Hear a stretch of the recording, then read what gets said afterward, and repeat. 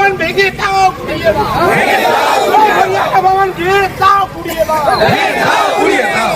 হরিয়ানায় পশ্চিম বাংলার বাঙালি যুবককে পিটিয়ে হত্যা করার প্রতিবাদে আজ হরিয়ানা ভবনের সামনে সংখ্যালঘু যুব ফেডারেশনের পক্ষ থেকে বিক্ষোভ দেখানো হচ্ছে এবং হরিয়ানা ভবন ঘেরাও করে তারা দাবি তুলছেন হরিয়ানায় যে বাঙালি পরিযায়ী শ্রমিককে যেভাবে নির্মমভাবে গোরক্ষক বাহিনী হত্যা করেছে তার বিচার চাই। তারা দাবি তুলছেন যেভাবে বিজেপি শাসিত রাজ্যে মহারাষ্ট্র, হরিয়ানা, উড়িষ্যা যে সমস্ত রাজ্যে যেভাবে বাঙালি শ্রমিকদেরকে উপর নির্মম অত্যাচার করা হচ্ছে তার প্রতিকার চেয়ে আজ হরিয়ানা ভবনের সামনে তারা বিক্ষোভ দেখাচ্ছেন, তারা প্রতিবাদ তুলেছেন, তারা আওয়াজ তুলেছেন। তারা বলছেন আরজিকরের অভয়ার যেমন বিচার আমরা চাইছি সেভাবে এই সাবির মল্লিকদেরও বিচার চাই, এই দাবি তুলেছেন সংখ্যালঘু যুব ফেডারেশন। সংখ্যালঘু যুব ফেডারেশনের সাধারণ সম্পাদক মাওলানা কামরুজ্জামান তিনি কি বলছেন তার কি বক্তব্য শোনাবো আপনাদের। উড়িষ্যা থেকে হরিয়ানা, মহারাষ্ট্র থেকে আসাম সর্বত্রই বিশেষ করে বাঙালি মুসলিম পরিযায়ী শ্রমিকদের উপরেই আক্রমণ নেমে এসেছে। আমরা তার বিরুদ্ধে কঠোর প্রতিবাদ জানানোর জন্যে আজকে কলকাতার হরিয়ানা ভবনে জমায়েত হয়েছি। বিক্ষোভ দেখানো হলো। হরিয়ানার মুখ্যমন্ত্রীর উদ্দেশ্যে একটি স্মারকলিপিও এখানে জমা করা হলো যে হরিয়ানায় একের পর এক যে সাম্প্রদায়িক হাঙ্গামা হরিয়ানার বিজেপি সরকারের মদদে চলছে তা অবিলম্বে বন্ধ হওয়া দরকার।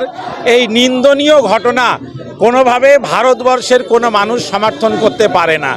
আমরা দেখতে পাচ্ছি যে বিজেপি তারা পরিকল্পিতভাবে তাদের শাখা সংগঠন হিসাবে গোরক্ষা বাহিনীকে সাদা কাগজে তারা অত্যন্ত এতটাই ক্ষমতা দিয়েছে যে ক্ষমতা গোরক্ষা বাহিনী ভোগ করছে তার ফলে ভারতবর্ষের সাংবিধানিক সংকট দেখা যাবে যদি গোরক্ষা বাহিনীকে এখনই নিষিদ্ধ করা না হয়।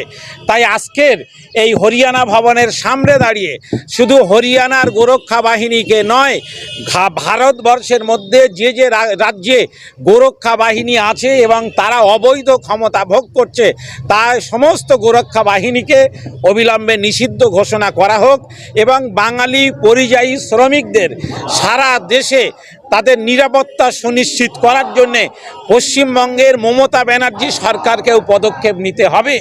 কিছুদিন আগে উড়িষ্যায় যেভাবে বাঙালিদের উপরে আক্রমণ হয়েছে সেই আক্রমণের কিন্তু যথাযথ বিচার এখনো পর্যন্ত বাঙালিরা পায়নি।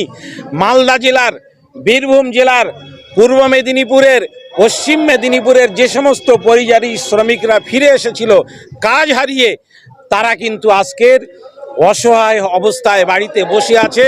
সরকারি কোনো সহায়তা তারা এখনো পায়নি এবং তারা সেখানে কাজ করছে, তারা সেখানেও মদত পাচ্ছে না।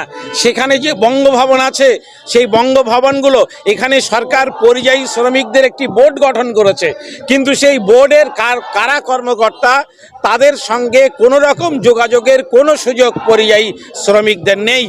প্রত্যেকটি রাজ্যে পরিযায়ী শ্রমিকদের বোর্ডের একটা করে ইউনিট খোলা হোক, সেখানে যেন পরিযায়ী শ্রমিকরা তাদের অভাব অভিযোগগুলো বলতে পারে, তাদের যে সমস্যা আছে সেগুলো এই বোর্ডকে জানাতে পারে।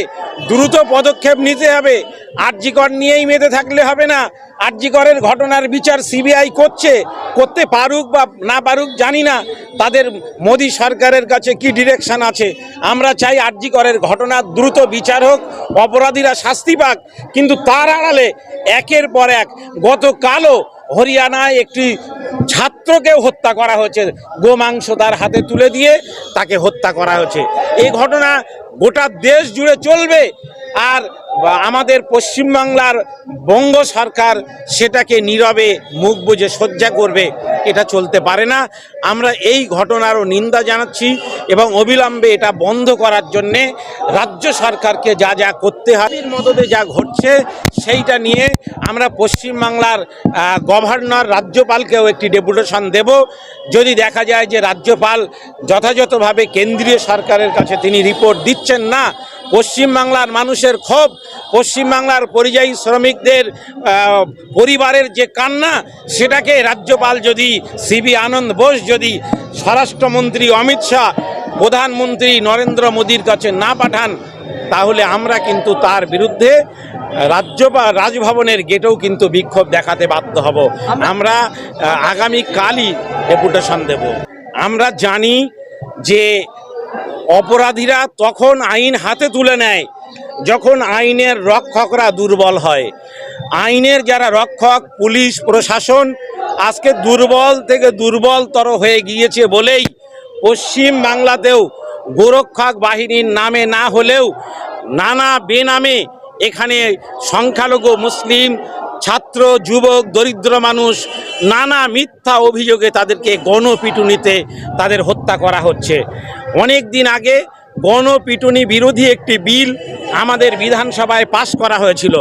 রাজ্যপাল পরিবর্তন হচ্ছে, তারপরেও গণপিটুনি বিরোধী বিল রাজভবন থেকে স্বাক্ষর করে আসছে না, সেটা আইনে পরিণত হচ্ছে না।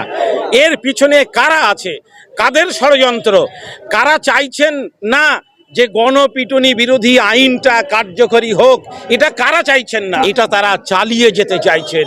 তারা হয়তো ভাবছেন এভাবে মুসলমানদেরকে জব্দ করে রাখা যাবে, এভাবে মুসলমান ভোট ব্যাংককে সুনিশ্চিত করে রাখা যাবে। এটা একটা ঠনকো, এটা একটা মূর্খামি ছাড়া, ভাবনা ছাড়া আর অন্য কিছু নয়। অবিলম্বে আমরা দাবি করছি এগুলো বন্ধ হোক। যারা মব লিঞ্চিং করছে আর যারা ধর্ষণ করছে, এদেরকে সমান অপরাধী হিসাবে চিহ্নিত করা হোক এবং সবাইকেই দ্রুত আইনি পদক্ষেপ নিয়ে আইনের আওতায় নিয়ে এসে 1 সপ্তাহ থেকে 1 মাসের মধ্যে তাদের ফাঁসি না দিলে এই ধরনের ভয়াবহতা, এই ধরনের সামাজিক ব্যাধি পশ্চিম বাংলা থেকে দূর হবে না, পশ্চিম বাংলা থেকে কোনোভাবেই মিটবে না।